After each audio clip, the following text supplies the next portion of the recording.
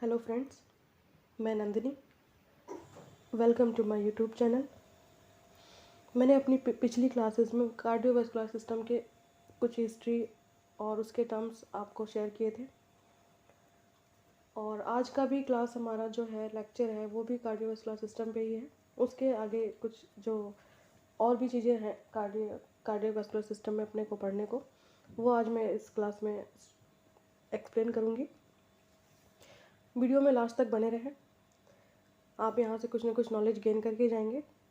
तो वीडियो अगर पसंद आए तो वीडियो को लाइक करें, सब्सक्राइब करें, और डे बाय डे मेरे जितने भी आगे आने वाले जो लेक्चर्स हैं वो सारे आप सुने और अपना नॉलेज गेन करें। शुरू करते हैं आज का अपना टॉपिक, कार्डियोवास्कुलर सिस्टम का। हमारी हार्ट जो है वो 3 लेयर की बनी होती है। वो 3 लेयर कौन कौन सा है? आउटर लेयर होता है, मिडिल लेयर होता है, इनर लेयर होता है। आउटर लेयर जो होती है उसे हम पेरिकार्डियम बोलते हैं। पेरिकार्डियम को इपिकार्डियम भी बोलते हैं। मिडिल लेयर होती है, मिडिल लेयर को हम मायोकार्डियम बोलते हैं। इनर लेयर को हम एंडोकार्डियम बोलते हैं। पेरिकार्डियम भी फर्दर 2 पार्ट में डिवाइड होती हैं, parietal pericardium and visceral pericardium. Parietal pericardium जो है वो बाहर की तरफ होता है, और विसरल पेरिकार्डियम जो है ये मायोकार्डियम की तरफ होता है। पैरेटल पेरिकार्डियम और विसरल पेरिकार्डियम के बीच एक स्पेस पाया जाता है। उस स्पेस को कहते हैं पेरिकार्डियल सैक या पेरिकार्डियल कैविटी।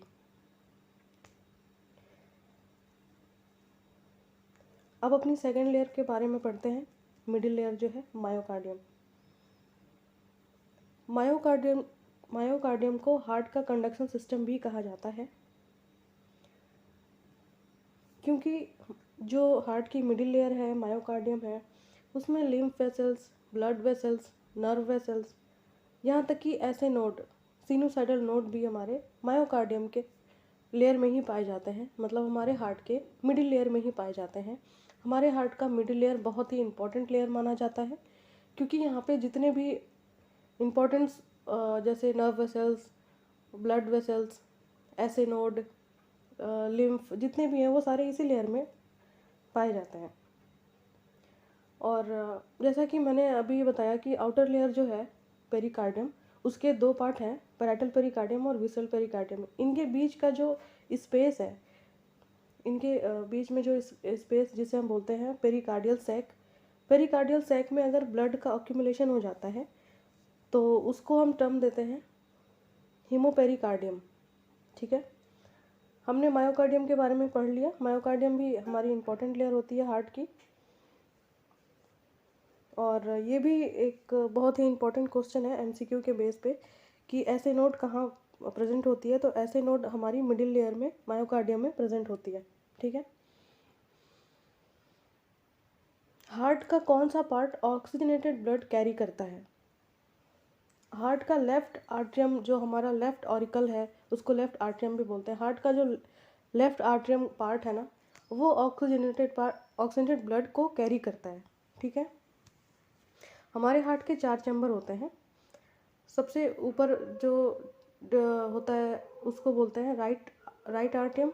उसके नीचे जो होता है उसको बोलते हैं राइट वेंट्रिकल। उसके बाद हमारे लेफ़्ट साइड में जो चैम्बर होता है सबसे अपर, उसको बोलते हैं लेफ़्ट आर्टियम, और उसके नीचे जो होता है उसको बोलते हैं लेफ़्ट वेंट्रिकल। तो हमारा जो ऑक्सीजनेटेड ब्लड है वो लेफ़्ट आर्टियम में ही आके जाता है, रुकता है वहाँ पे। ठीक है, लेफ़्ट वेंट्रिकल को लार्जेस्ट चैम्बर भी कहा जाता है। ये सबसे ज़्यादा प्रेशर भी इसी चैम्बर में होता है। मतलब लेफ़्ट वेंट्रिकल में ही सबसे ज़्यादा प्रेशर होता है ब्लड का। इसका अपना जो लेफ़्ट वेंट्रिकल है ना, इसका सिस्टोलिक ब्लड प्रेशर होता है 100 to 140 mm ऑफ Hg, और डायस्टोलिक प्रेशर होता है 3 to 12 mm ऑफ Hg। ठीक है,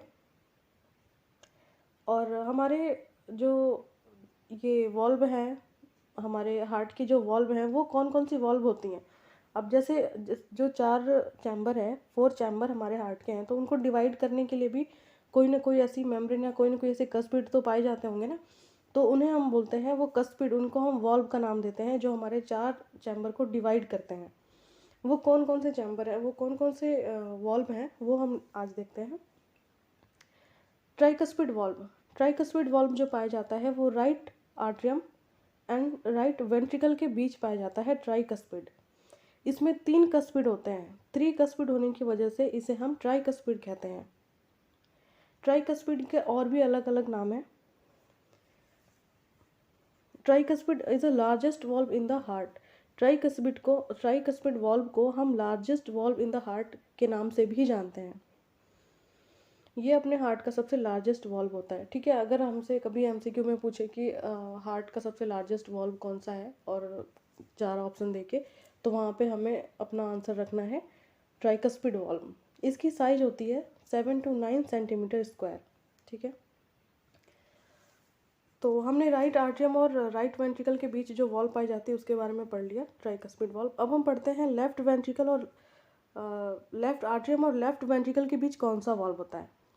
लेफ्ट आर्ट्रियम और लेफ्ट वेंट्रिकल के बीच होता है बाइकस्पिड वॉल्व। बाइकस्पिड वॉल्व ये राइट आर्ट्रियम और लेफ्ट वेंट्रिकल के बीच में पाया जाता है। इसका दूसरा नाम मिट्रल वॉल्व भी है और इसका तीसरा नाम होता है लेफ्ट आर्ट्रियोवेंट्रिकुलर वॉल्व, ठीक है। इसके कई नाम हैं, जैसे बाइकस्पिड वॉल्व, इसमें 2 कस्पिड पाए जाते हैं इसलिए इसको बाइकस्पिड वॉल्व बोलते हैं। इसको मिट्रल वॉल्व भी बोलते हैं और इसको लेफ्ट आर्ट्रियोवेंट्रिकुलर वॉल्व भी बोलते हैं, ओके। और हमारा एक और वॉल्व प्रेजेंट होती है जो होती है पल्मोनरी वॉल्व। कि पल्मोनरी वॉल्व कहाँ होती है, राइट वेंट्रिकल और पल्मोनरी आर्टरी के बीच जो वॉल्व होती है उसे हम बोलते हैं पल्मोनरी वॉल्व। अब देखिए हमारा जो राइट वेंट्रिकल है ना, राइट वेंट्रिकल से हमारी पल्मोनरी आर्टरी निकलती है। तो पल्मोनरी आर्टरी वो उसके पास एक अपना वॉल्व होगा और एक राइट वेंट्रिकल है वो अपना वॉल्व रखती है। तो वो जब वॉल्व ओपन होता है तभी तो वेंट्रिकल से ब्लड जो है वो पल्मोनरी आर्टरी में जाता है। तो उसको रोकने, उसका जो मतलब फंक्शन है कि उसको कब ओपन होना है, कब बंद होना है, कब ब्लड को आगे ले जाना है, तो ये काम करती है पल्मोनरी वॉल्व, ठीक है। पल्मोनरी वॉल्व कहाँ प्रेजेंट होती है, right ventricle and pulmonary artery के बीच। और अगर ऐसे हमसे कभी एमसीक्यू पूछा जाए कि सबसे ज़्यादा ख़राब होने वाली वॉल्व कौन सी है, तो उसमें हमारा आंसर क्या होगा, हमारा आंसर होगा बाइकस्पिड वॉल्व या मिट्रल वॉल्व, ठीक है। बाइकस्पिड वॉल्व के सबसे ज़्यादा ख़राब होने के चांसेस होते हैं। अब हम अपने फोर्थ वॉल्व की बात करते हैं। फोर्थ वॉल्व कौन सी होती है, आयोटा एंड लेफ्ट वेंट्रिकल के बीच। राइट वेंट्रिकल से क्या निकल रहा था, पल्मोनरी आर्टरी। अब लेफ्ट वेंट्रिकल से क्या निकल रहा है, आयोटा।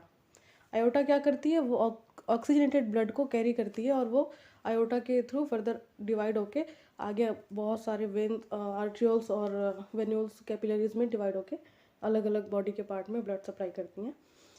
तो हमारा फोर्थ वॉल्व जो पाया जाता है वो पाया जाता है लेफ्ट वेंट्रिकल और आयोटा के बीच में, ठीक है। इसका डायमीटर कितना होता है, 2.6 से 3.5 सेंटीमीटर। इसे हम सबसे छोटी वॉल्व के नाम से भी जानते हैं। सबसे लार्जेस्ट वॉल्व कौन सी थी, ट्राइकस्पिड वॉल्व थी, जो कि राइट आर्ट्रियम और राइट वेंट्रिकल के बीच प्रेजेंट थी।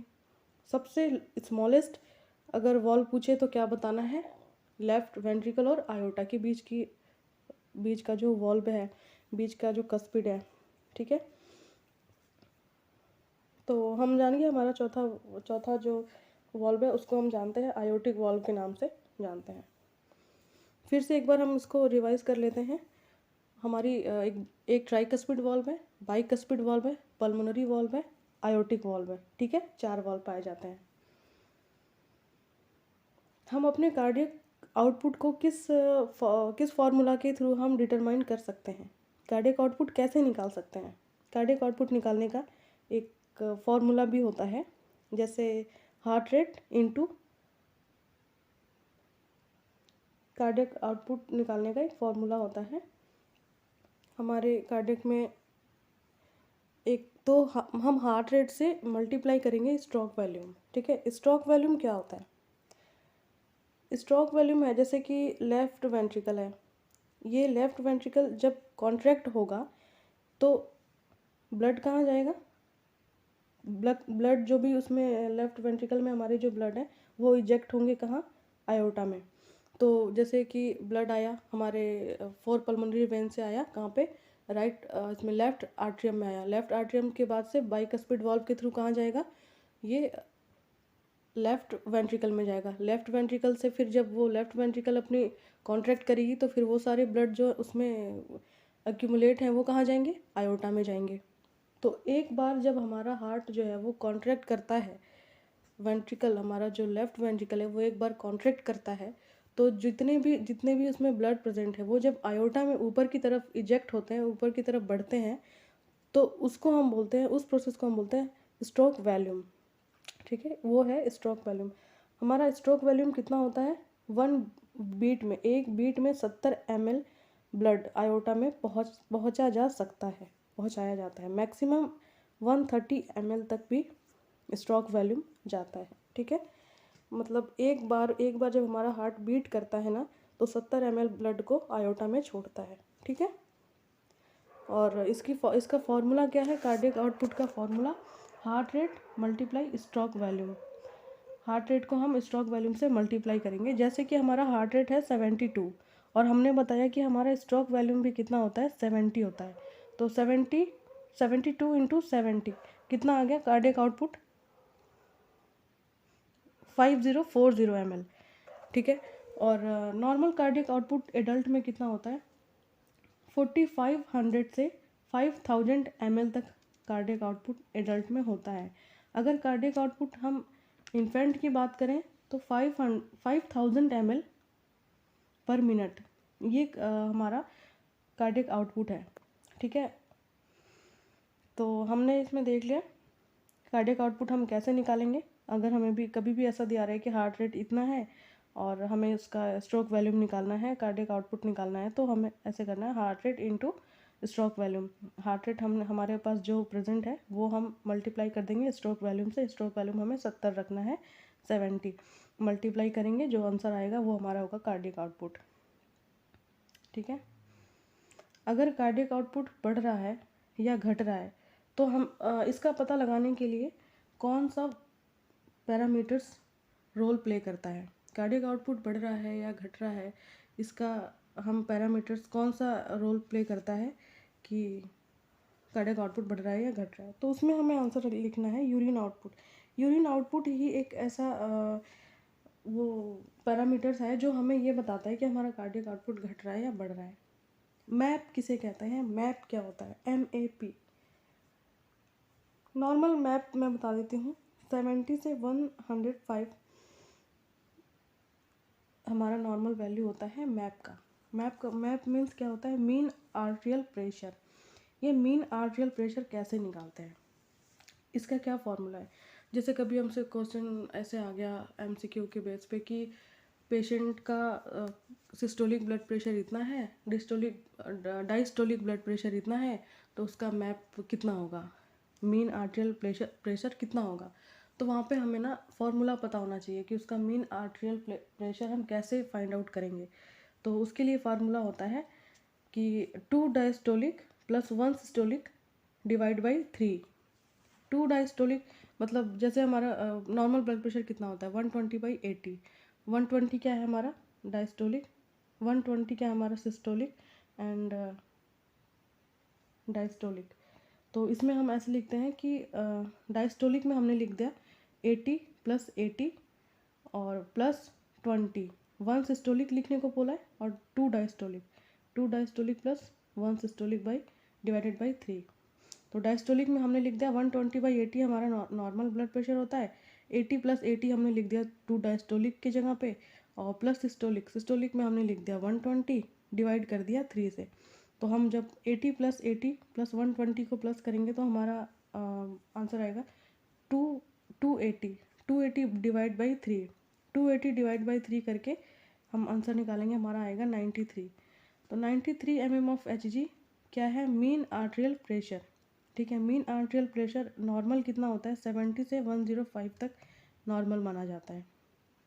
तो अगर कभी भी हमसे क्वेश्चन में ऐसे दिया होगा कि किसी पेशेंट का ब्लड प्रेशर 170/90 है, तो उसका MAP क्या होगा, मीन आर्टेरियल प्रेशर क्या होगा, तो वहाँ पे हमें यही फार्मूला पुट करना है, 2 diastolic plus 1 systolic divided by 3।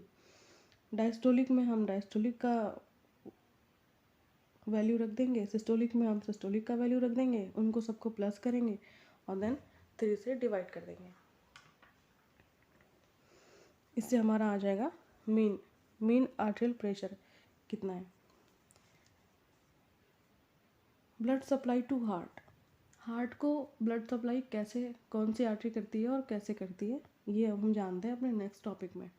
Heart supply, blood supply to the heart को ascending arch of aorta blood supply करती है। हार्ट को ascending arch of aorta blood supply करती है। इसमें भी जो अपनी आयोटा है वो 2 ब्रांच में डिवाइड होती है। एक साइड जो होती है राइट कोरोनरी आर्टरी, एक साइड होती है left coronary artery. Total cardiac output का 5% ब्लड हार्ट को सप्लाई होता है। 250 ml पर मिनट ब्लड हार्ट को सप्लाई होता है। जो अपना जो असेंडिंग आर्च ऑफ आयोटा थी, वो जो राइट कोरोनरी आर्टरी और लेफ्ट कोरोनरी आर्टरी में डिवाइड हुई थी, राइट कोरोनरी आर्टरी हार्ट के इंफीरियर पार्ट को ब्लड सप्लाई करती है। ठीक है, अपनी जो राइट कोरोनरी आर्टरी है वो अपने हार्ट के इंफीरियर पार्ट को ब्लड सप्लाई करती है। अगर किसी पर्सन के राइट कोरोनरी आर्टरी में ब्लॉकेज हो गया हो, ठीक है, जैसे अपनी जो आयोटा जो है वो 2 ब्रांच में डिवाइड हो गई, एक तो हो गई राइट कोरोनरी आर्टरी, एक हो गई लेफ्ट कोरोनरी आर्टरी। और जो राइट कोरोनरी आर्टरी है वो इंफीरियर पार्ट को, हार्ट के इंफीरियर पार्ट को ब्लड सप्लाई कर रही है। अगर किसी पर्सन को राइट कोरोनरी आर्टरी में ब्लॉकेज हो जाता है तो हार्ट के इंफीरियर पार्ट में ब्लड नहीं जाएगा, क्योंकि इंफीरियर पार्ट को ब्लड सप्लाई कौन कर रहा है, राइट साइड की कोरोनरी आर्टरी कर रही है। और अगर उसकी राइट साइड की जो कोरोनरी आर्टरी है उसमें अगर ब्लॉकेज हो गया हो तो उसके इंफीरियर पार्ट में ब्लड सप्लाई नहीं होगा, तो कौन सा MI कॉज करेगा, इंफीरियर वॉल MI होगा। ऐसे में पेशेंट को ब्रेडिकार्डिया देखने को मिलता है। ठीक है, और जो अपनी लेफ्ट कोरोनरी आर्टरी है वो हार्ट के लेटरल एंड हार्ट के पोस्टीरियर पार्ट को ब्लड सप्लाई करती है। ठीक है, अब हम लेफ़्ट साइड की बात कर रहे हैं। लेफ़्ट कोरोनरी आर्टरी जो है वो अपने हार्ट के लेटरल एंड पोस्टीरियर पार्ट को ब्लड सप्लाई करती है। अगर पर्सन के लेफ़्ट कोरोनरी आर्टरी में ब्लॉकेज हो तो कौन सा MI शो होता है, तो वहाँ पे हमें अपना आंसर देना है lateral and posterior wall MI। ठीक है, lateral and posterior wall MI show होता है, क्योंकि ये तो कॉमन सी बात है कि जो आर्टरी हमारे हार्ट को ब्लड सप्लाई कर रही है, जैसे राइट कोरोनरी आर्टरी है तो वो हमारे हार्ट के इंफीरियर पार्ट को ब्लड सप्लाई कर रही है, और लेफ़्ट कोरोनरी आर्टरी है तो हमारे हार्ट के पोस्टीरियर पार्ट को ब्लड सप्लाई कर रही है। तो इन दोनों में से जिस भी आर्टरी में ब्लॉकेज होगा वो फर्दर उसी हार्ट को तो अफेक्ट करेगा ना, पोस्टीरियर या इंफीरियर। तो अगर किसी भी लेफ़्ट साइड के कोरोनरी आर्टरी में ब्लॉकेज होता है तो वहाँ पे पेशेंट को देखने को मिलेगा lateral and posterior wall MI। ठीक है, MI क्या है, मायोकार्डियल इन्फ्रैक्शन है।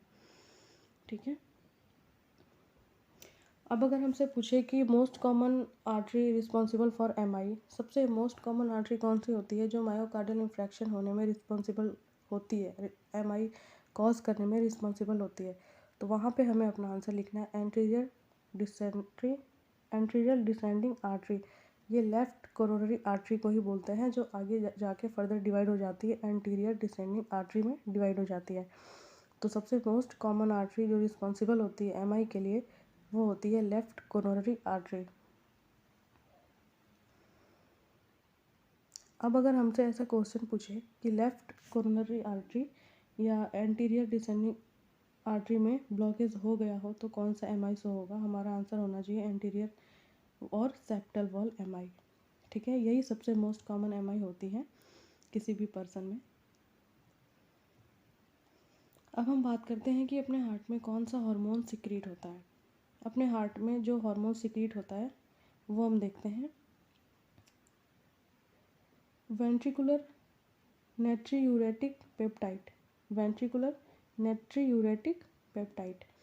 हमारी हमारे हार्ट में जो हार्मोन सिक्रीट होती है उसका नाम है वेंट्रिकुलर नेट्रीयूरेटिक पेप्टाइड। यह वेंट्रिकुलर ये जो है वेंट्रिकल, दोनों वेंट्रिकल हमारा होता है जो राइट वेंट्रिकल और लेफ्ट वेंट्रिकल, ये उसको उस वेंट्रिकल पार्ट को जब उसमें ब्लड फिल हो जाता है, जब ब्लड ज़्यादा भर जाता है तो ये वेंट्रिकल को स्ट्रेच करने का काम करती है। VNP, ventricular natriuretic peptide. ठीक है, जैसे हमारा हार्ट है, हार्ट का जो वेंट्रिकुलर पार्ट है, लेफ्ट वेंट्रिकल या राइट वेंट्रिकल, उसमें अगर ब्लड फिल हो गया है तो वो बहुत ज़्यादा अगर फील हो रहा है तो उसको स्ट्रेच करने के लिए, उसकी साइज़ और शेप को बढ़ाने के लिए भी कोई हार्मोन होनी चाहिए ना, तो वो हार्मोन होती है VNP। ठीक है, और फिर ये क्या करेगी, उसको वेंट्रिकल को स्ट्रेच करेगी, देन वहाँ पे ब्लड फिल होगा और फिर उसको कॉन्ट्रैक्ट करेगी, तो उसी के थ्रू, फिर उसी कॉन्ट्रैक्शन के ही थ्रू ब्लड जो है वो further other artery valve open होगा और ब्लड अदर आर्टरी में ऊपर की तरफ सर्कुलेट हो जाएंगे। ठीक है, और अगर ऐसा कभी हुआ ना कि वीएनपी जो है ना वो किस टाइम, किस कंडीशन में वीएनपी का हार्मोन जो है वो बॉडी में बढ़ा हुआ मिलता है, तो हार्ट अटैक की कंडीशन में ना वीएनपी हार्मोन का लेवल बढ़ा हुआ मिलता है। क्योंकि वीएनपी का काम क्या था, वेंट्रिकुलर जो है अपने उसको स्ट्रेच करना। अगर किसी पेशेंट का, उसको हार्ट अटैक की कंडीशन है तो मतलब उसका जो ब्लड है वो बहुत ज़्यादा फिल हो चुका है वेंट्रिकल के अंदर, और वेंट्रिकल भी बहुत ज़्यादा स्ट्रेच कर चुकी है। स्ट्रेच करने में हेल्प कौन किया, वीएनपी हार्मोन।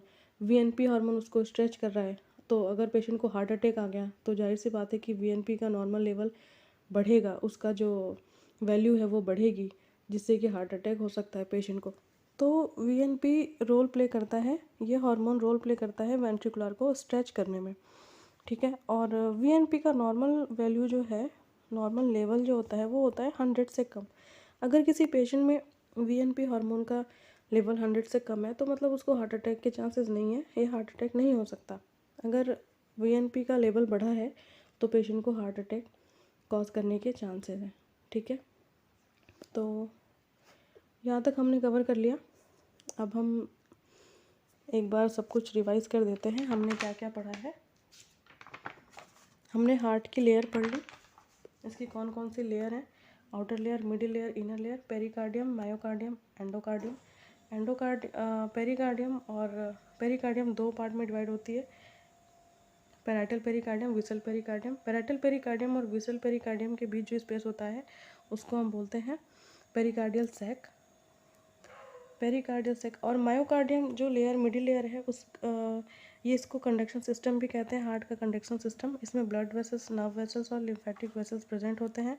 मिडिल लेयर ये सबसे स्ट्रॉन्ग लेयर मानी जाती है हार्ट की, और इसी में ऐसे नोड भी प्रेजेंट होता है। और हमारे, अब हमने और पढ़ लिया था कि इसमें हार्ट के 4 चैम्बर होते हैं, right atrium, right ventricle, left atrium, left ventricle. Left ventricle को लार्जेस्ट चैम्बर ऑफ हार्ट भी कहा जाता है। इसमें सबसे ज़्यादा प्रेशर होता है ब्लड का। सिस्टोलिक ब्लड प्रेशर इसमें 10 to 140 mm ऑफ Hg होता है, एंड डायस्टोलिक होता है 3 to 12 mm ऑफ Hg। हमारे जो हार्ट होती है उसमें 4 वॉल्व पाई जाती हैं। ट्राइकस्पिड वॉल्व पाया जाता है right atrium and right ventricle के बीच, और इसमें 3 कस्पिड पाए जाते हैं, इसलिए इसको ट्राइकस्पिड वॉल्व कहा जाता है। इसकी साइज होती है 7 to 9 सेंटीमीटर स्क्वायर। और हमने पढ़ा पल्मोनरी वाल्व। पल्मोनरी वाल्व कहाँ प्रेजेंट होती है, पल्मोनरी आर्टरी और राइट वेंट्रिकल के बीच जो वाल्व प्रेजेंट होती है उसे हम बोलते हैं पल्मोनरी वाल्व। और बाइकस्पिड वाल्व कहाँ होती है, left atrium and left ventricle के बीच होती है, जो उस चैम्बर को डिवाइड करती है उसे हम बोलते हैं बाइकस्पिड वाल्व। बाइकस्पिड वाल्व का अदर नाम भी है, जैसे mitral valve and atrio ventricular valve. इसमें 2 कस्पिड पाए जाते हैं, इसलिए इसे बाइकस्पिड कहते हैं। सबसे ज़्यादा खराब होने वाली वाल्व है कौन सी है, तो वहाँ पे हमें अपना आंसर लिखना होता है बाइकस्पिड वाल्व या मिट्रल वाल्व। अब हम जानते हैं फोर्थ वॉल्व कौन सी है। तो फोर्थ वॉल्व होता है आयोटा और लेफ्ट वेंट्रिकल के बीच जो वॉल्व पाई जाती है उसे हम बोलते हैं एओर्टिक वॉल्व।